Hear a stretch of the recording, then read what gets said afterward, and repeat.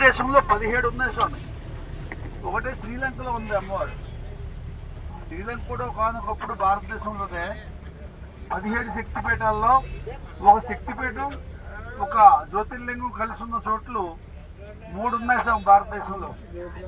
అవి కాశీ విశ్వేశ్వరుడు, కాశీ విశాలాక్షి, అలాగే ఉజ్జయిని మహంకాళేశ్వరుడు మధ్యప్రదేశ్, ఉజ్జయిని మహంకాళి స్వామి, అలాగే శ్రీశైల మల్లికార్జునుడు, శ్రీశైల భ్రమరాంబ. ఈ 3 చోట్ల మాత్రమే ఒక జ్యోతిర్లింగం ఒక శక్తిపీఠం కలిసి ఉన్న ప్రదేశాలు కాబట్టి కాశీతో సమానమైన యాత్ర శ్రీశైలం అని చెప్పేసి మనకి దీన్ని బట్టి మనం తెలుసుకోవాలి. అలాగే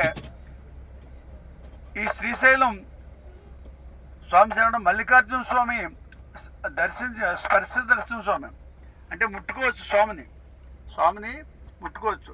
కాశీ విశ్వేశ్వరుని కూడా ముట్టుకోవచ్చు, స్పర్శ దర్శనం అంటారనమాట. భ్రమరాంబాదేవి అమ్మవారు శక్తిపీఠం శ్రీశైలం మల్లికార్జున స్వామి దర్శనం అయిన తర్వాత అదే దారిలో గుడి వెనక నుంచి స్వామి అమ్మవారి దర్శనం చేసుకుని స్వామి శరణం. అలాగే పాతాళగంగ దర్శనం వెళ్దారనుకునే వాళ్ళు మాత్రం జీపుల మీద వెళ్ళండి స్వామి, నడిచి వెళ్ళొద్దు. నడిచి వెళ్తే 2 గంటల పైన పడుతుంది, 3 గంటలు.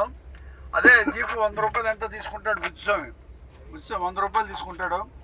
ఆ స్వామి తీసుకెళ్ళి రేవు దగ్గరికి తీసుకెళ్ళి స్నానం చేయించి మళ్ళీ గుడి దగ్గర దింపేస్తాడు స్వామి. అదే నడుచుకుంటూ వెళ్తే సుమారు చాలా దూరం వెళ్ళాలి.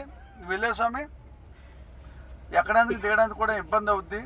ఇప్పుడున్న రద్దీని బట్టి మనం అందరూ కూడా ఆల్రెడీ స్నానం అయిపోయింది కాబట్టి దీంతో సరిపడేసుకోవచ్చు చాలామంది. వాళ్ళు స్నానం చేద్దాం అనుకున్న వాళ్ళు జీప్ మీద వెళ్ళండి స్వామి, తొందరగా వెళ్ళొచ్చేస్తారు. అది నడిచి మాత్రం వెళ్ళొద్దు. కొంతమంది నడిచి, కొంతమంది జీప్ మీద వెళ్తే లేట్ అయిపోద్ది. సుమారు 12 గంటల వరకు మనం ఇక్కడే ఉంటాం స్వామి. దర్శనం అయ్యేటప్పటికే 11, 12 అయిపోద్ది. అక్కడ ఉన్న పరిస్థితిని బట్టి మనకి బస్సు దగ్గరికి వచ్చేటప్పటికి బెక్స్ కూడా తయారైపోద్ది. ఇప్పుడు మళ్ళీ 1 గంట 2 గంటల